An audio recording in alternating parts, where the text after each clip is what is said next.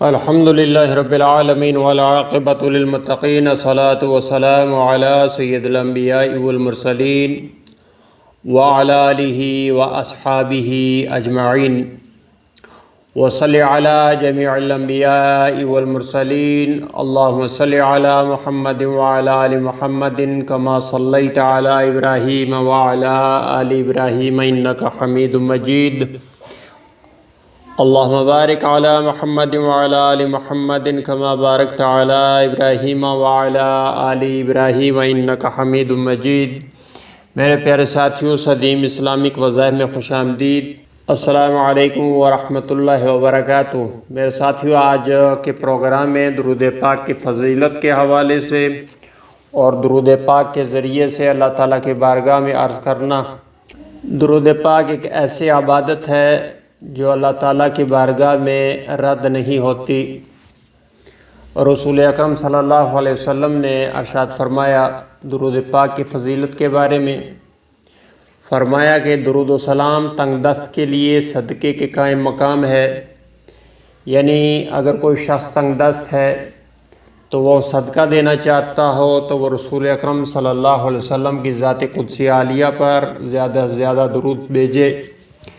اسی طرح رسول اللہ صلی اللہ علیہ وسلم نے فرمایا کہ درود و سلام پڑھنے سے بدبختی دور ہو جاتی ہے۔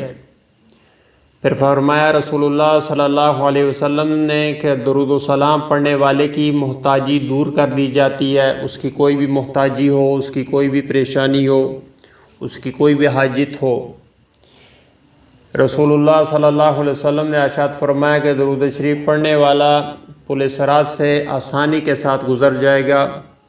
قیامت کے دن دوزخ کے اوپر جو پل رکھا جائے گا تو اس پر سے گزرنے والے کے لیے اگر وہ درود پڑھنے والا امتی ہوگا تو اس کے لیے آسانی ہوگی۔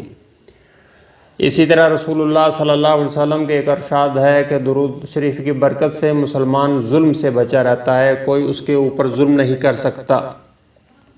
تو میرے ساتھی، رسول اللہ صلی اللہ علیہ وسلم نے ارشاد فرمایا کہ بروز قیامت لوگوں میں سے سب سے قریب میرے وہ شخص ہوگا جس نے دنیا میں مجھ پر سب سے زیادہ درود پاک پڑھا ہوگا۔ ترمذی شریف کی حدیث ہے۔ میرے دوستو، درود شریف کے کیا کہنے؟ فرمایا سنن ابن ماجہ کی ایک روایت کے اندر کہ جو بندہ مجھ پر درود پڑھتا ہے تو جب تک وہ درود پڑھتا رہتا ہے فرشتے اس کے لیے دعائے رحمت کرتے رہتے ہیں۔ اب بندے کی مرضی ہے کہ وہ مجھ پر درود پاک کم پڑھے یا زیادہ پڑھے۔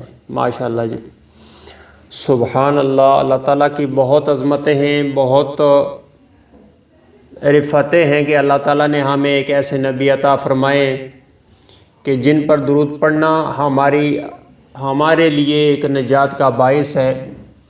اسی طرح رسول اللہ صلی اللہ علیہ وآلہ وسلم نے ارشاد فرمایا فضائل درود شریف کے متعلق۔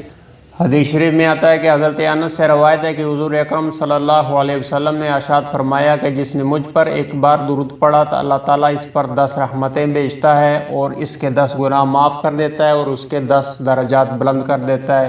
نسائی شریف کی حدیث ہے۔ اسی طرح حضرت عبداللہ ابن مسعود رضی اللہ تعالیٰ عنہ سے روایت ہے کہ حضور اکرم صلی اللہ علیہ وسلم نے ارشاد فرمایا کہ قیامت کے دن وہ شخص میرے سب سے قریب ہوگا جس نے مجھ پر اکثر درود پاک پڑھا ہوگا۔ ترمذی شریف کی حدیث ہے۔ اسی طرح مسلم شریف کی ایک حدیث ہے، حضرت ابو ہریرہ سے روایت ہے کہ رسول اللہ صلی اللہ علیہ وسلم نے ارشاد فرمایا کہ جو شخص مجھ پر ایک مرتبہ درود بھیجے گا اللہ تعالیٰ اس پر 10 مرتبہ رحمت نازل فرمائے گا۔ حضرت عبداللہ ابن مسعود سے روایت ہے کہ میں نے ایک مرتبہ نماز پڑھی حالانکہ رسول اللہ صلی اللہ علیہ وآلہ وسلم بھی موجود تھے۔ حضرت ابو بکر صدیق رضی اللہ تعالیٰ عنہ اور سیدنا عمر فاروق بھی تشریف فرما تھے۔ جب نماز پڑھنے کے بعد بیٹھا تو اللہ تعالیٰ کی حمد و ثنا کی، پھر حضور اکرم صلی اللہ علیہ وسلم کی ذات پر درود بھیجا، پھر اپنے لیے دعا کی تو نبی اکرم صلی اللہ علیہ وسلم نے یہ سب دیکھ کر فرمایا جو مانگو گے دیا جائے گا۔ حضرت ابی ابن کعب رضی اللہ تعالیٰ عنہ نے فرمایا کہ میں دربار نبوت میں حاضر تھا اور میں نے حضور اکرم صلی اللہ علیہ وسلم کی خدمت میں عرض کی یا رسول اللہ میں آپ پر کثرت سے درود پڑھنا چاہتا ہوں تو میں کتنا درود پڑھوں؟ تو آپ نے فرمایا جتنا چاہے پڑھ لیا کرو۔ میں نے عرض کی اپنی فرصت کا چوتھا حصہ پڑھ لیا کروں گا۔ تو فرمایا جتنا چاہے پڑھ لیا کر اور اس سے بھی زیادہ پڑھے تو تیرے لیے بہتر ہے۔ تو میں نے عرض کیا اگر زیادہ میں بہتری ہے تو میں وظائف کا نصف وقت درود پاک میں لگا دیا کروں گا۔ فرمایا تیری مرضی ہے، اور اگر تو اس سے بھی زیادہ کرے تو تیرے لیے بہتر ہے۔ تو عرض کیا سرکار وظائف کے وقت میں 2/3 میں درود پاک پڑھ لیا کہ فرمایا تیری مرضی ہو، اگر تو اس سے بھی زیادہ پڑھے تو تیرے لیے بہتر ہے۔ تو عرض کی حضور میں سارے وقت میں درود پاک ہی پڑھ لیا کروں گا۔ تو سرکار نے فرمایا اگر تو ایسا کہے تو تیرے سارے کام سنور جائیں گے اور تمہارے سب گناہ معاف کر دیے جائیں گے۔ ترمذی شریف کی حدیث ہے۔ میرے دوستو، یہ چند حدیثیں میں نے آپ کی خدمت کے لیے، آپ کی تسلی کے لیے عرض کی ہیں۔ تو بے شک درود پاک ایک ایسا وظیفہ ہے، ایک ایسا عمل ہے، ایک ایسی عبادت ہے جو کہ اللہ تعالیٰ کی بارگاہ میں قبولیت کے ساتھ ساتھ انسان کے ہر ایک غم سے خلاصی ہے، ہر محتاجی سے، ہر حاجت سے۔ تو میرے دوستو، سب سے زیادہ عمل، سب سے پیارا عمل ربیع الاول کے حوالے سے رسول اللہ صلی اللہ علیہ وسلم پر سب سے زیادہ اگر کوئی عمل کیا جانا چاہیے تو وہ درود پاک ہی ہے، اور درود پاک کی برکت سے ہی یہ سب بھی کام ہوتے ہیں۔ میرے ساتھیوں، اللہ تعالیٰ نے رسول اللہ صلی اللہ علیہ وسلم کی ذات مبارکہ کو دنیا اور آخرت کے لیے رحمت للعالمین بنا کر بھیجا، تو چاہیے کہ رسول اللہ صلی اللہ علیہ وسلم کی ذات پر زیادہ سے زیادہ درود بھیجا جائے۔ اور اسی طرح میرے ساتھیوں، ربیع الاول کا پہلا جمعہ مبارک بھی آ گیا، درود پاک کا یہ وظیفہ لازمی کر لو۔ ایک ایسا عمل ہے جو رد نہیں کیا جاتا، اور 7 نسلوں تک رزق کا انتظام ہوگا۔ میرے ساتھیوں، یہ وظیفہ آپ نے جمعہ کے دن خاص طور پر کہ رسول اللہ صلی اللہ علیہ وسلم کا ارشاد مبارک ہے کہ تمہارے دنوں کا سردار یہ جمعہ المبارک ہے، اور اس دن میں سب سے زیادہ تم مجھ پر درود بھیجا کرو، کیونکہ تمہارا درود میرے تک پہنچایا جاتا ہے۔ تو میرے ساتھیوں، یہ رحمت ہی رحمت ہے، اور ربیع الاول کے اس مہینے میں اور جمعے کے دن کی مناسبت سے درود شریف کا یہ عمل انشاءاللہ تعالی ہماری دنیاوی اور اخروی معاملات کے لیے آسانیاں کرنے والا عمل ہے۔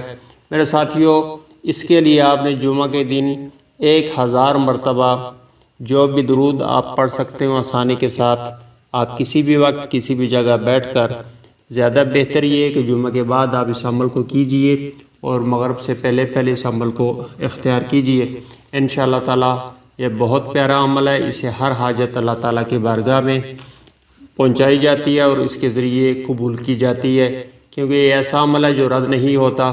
اور جس عمل کے ساتھ، جس حاجت کے ساتھ، جس پریشانی کے ساتھ انسان اللہ تعالیٰ کی بارگاہ میں رسول اللہ صلی اللہ علیہ وسلم پر درود شریف کے لیے عرض کرتا ہے، تو یقیناً درود شریف قبول ہوتا ہے، تو اس کے ساتھ ساتھ انسان کی مشکلات بھی اللہ تعالیٰ کی بارگاہ میں پہنچتی ہیں، تو اللہ تعالیٰ کرم فرماتا ہے۔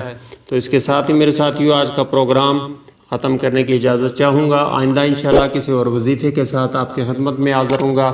تب تک کے لیے مجھے اجازت دیجیے۔ اللہ حافظ۔